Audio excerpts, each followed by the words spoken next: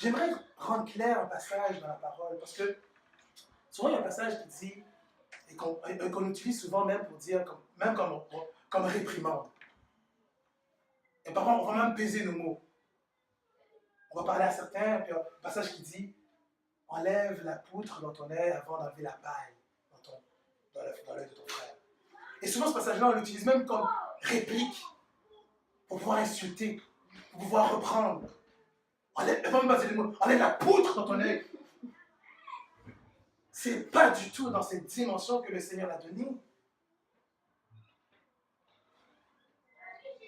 Il faut comprendre la pensée de Christ.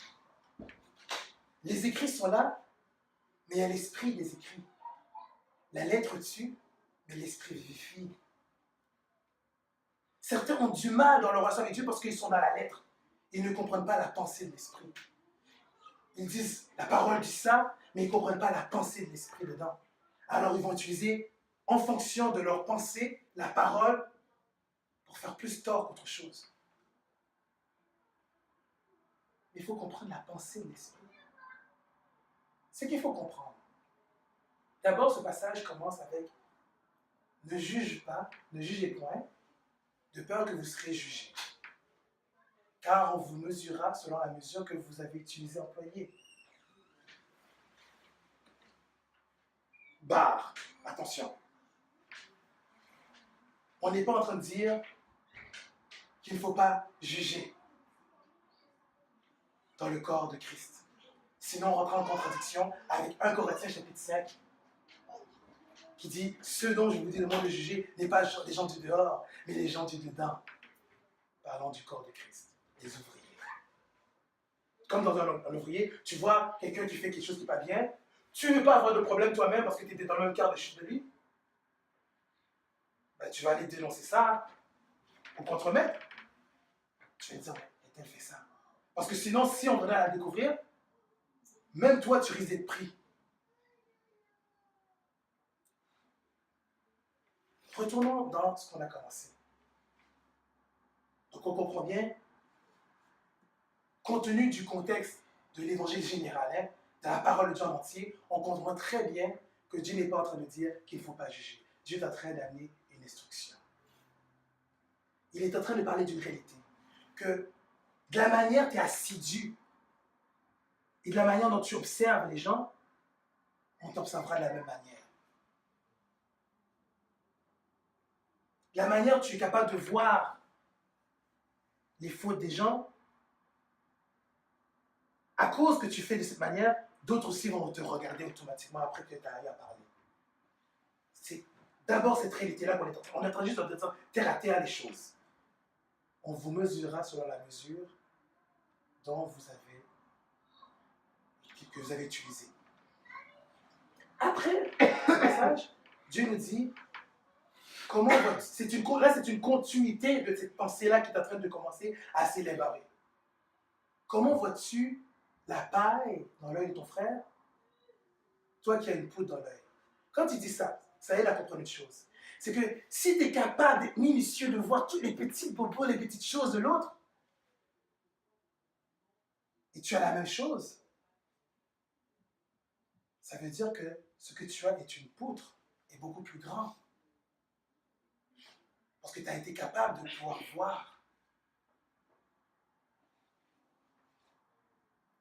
Et encore là, c'est quand tu as vraiment bien vu. C'est pas quand tu as interprété.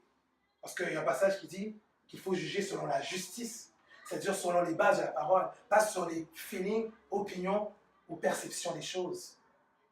Ça trompe. Ça peut perdre. Un frère peut faire quelque chose, tu dis, ah, il est orgueilleux, mais ce qu'il a fait, il ne l'a pas fait par orgueil. Un frère peut faire quelque chose, ah, il est glorieux. On ne dira pas ça, je ne pense pas qu'on jamais en dira ça, mais vraiment, il est scellé, puis, mais alors que le motif qui le conduit à faire ça est très mauvais. Tu vois, Paul, qui vivait une réalité à son époque. Paul, c'est normal, quand tu es à la tête d'un ministère, les caméras sont plus sur toi. Mais ça ne veut pas dire que c'est la bonne façon de pouvoir agir dans un corps. Dans un corps, nous devons savoir que nous devons nous aider les uns les autres. La personne qui est mise place ici a ce mandat de veiller sur vous en persévérant lui-même dans la voie. Et vous devez aussi assister la personne. La bonne façon de le voir, c'est un peu comme Josué avec Israël quand il devait aller à la conquête. Ils étaient dit, on fera tout ce que tu nous demanderas. Veille seulement quand tu viens te consacrer. Veille seulement obéir à faire tout ce que Dieu te demande.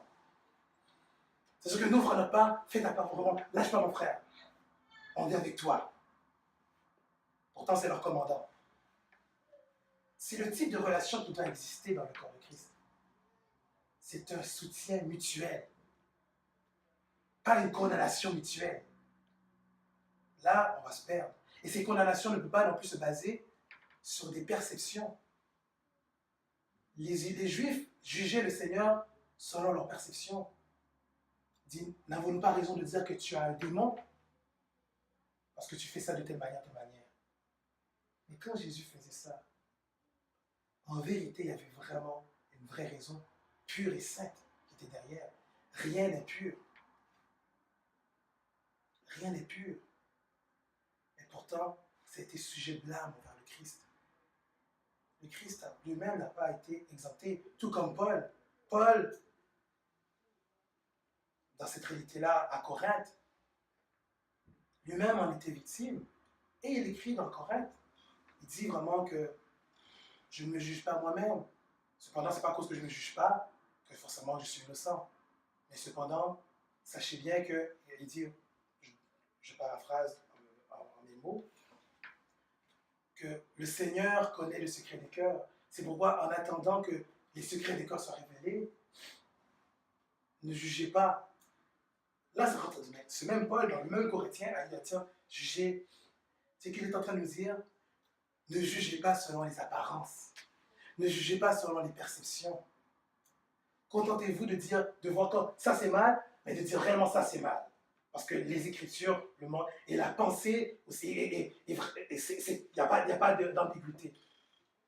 Mais tu ne peux pas commencer à dire, à parler du cœur de la personne, comment dire à la personne vraiment, à moins que le Seigneur te montre. Si le Seigneur te montre, tu diras la vérité. Si tu dis la chose, tu dis la vérité.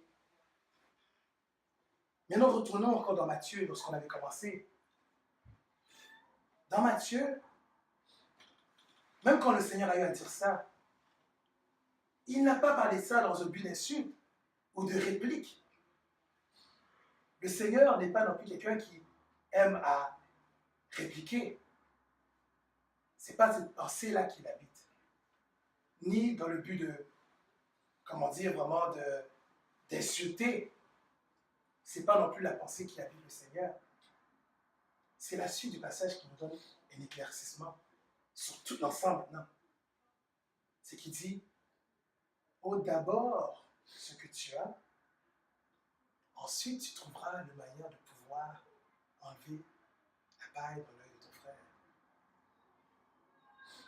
Regardons maintenant avec un recul tout ce qu'on vient de voir.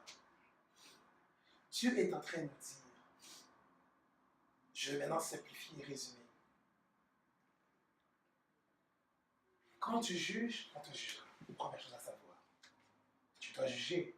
Tu dois dire quand quelque chose est mal, comme on l'a vu, selon Lévitique, c'est même un ordre. On dit, tu te charges, tu auras soin de reprendre ton prochain. Donc, on ne parle pas, ce serait bien que tu fasses. On dit, tu auras soin, c'est un ordre. Et tu prendras assez attention, tu feras attention, on dit, mais tu ne te chargeras point de péché à cause de lui. Ça veut dire pendant que tu vas le secourir, tu ne vas pas commencer à approuver ce qu'il dit, qui n'est pas bien non plus, et à faire les mêmes choses que lui, parce que vraiment, tu as eu à le dire, mais finalement, oh mais c'est pas bien. Et là, tu mets avec lui, tu fais la même chose. Non. C'est bon, il dit, quand tu vas secourir ton frère, prends garde de ne pas tomber non plus. Quand tu vas secourir ta soeur, prends garde de ne pas tomber non plus. Tu dois rester un modèle de comment faire pour s'en sortir. Parce que ce que Dieu est en train de nous dire dans le passage dans Matthieu, il est en train de nous exhorter pour dire, si tu veux vraiment être une source d'édification pour ton frère ou pour ta soeur, quand tu vas le reprendre sur quelque chose, assure-toi d'abord que la chose dans ta vie soit réglée. Comme ça, tu seras réellement une vraie pleine source d'encouragement pour ton frère parce que tu lui montreras par ta vie qu'il est possible d'en s'en sortir. C'est pas qu'il ne faut pas le juger, mais attends. Attends que ça soit réglé, que tu as eu à mettre de l'ordre sur tout ça. Et alors tu pourras aller secourir ton frère et laisse tout sur ces choses. Et tu seras réellement un vrai fils de Dieu qui va vraiment pouvoir éclairer le frère ou la sœur. Amen.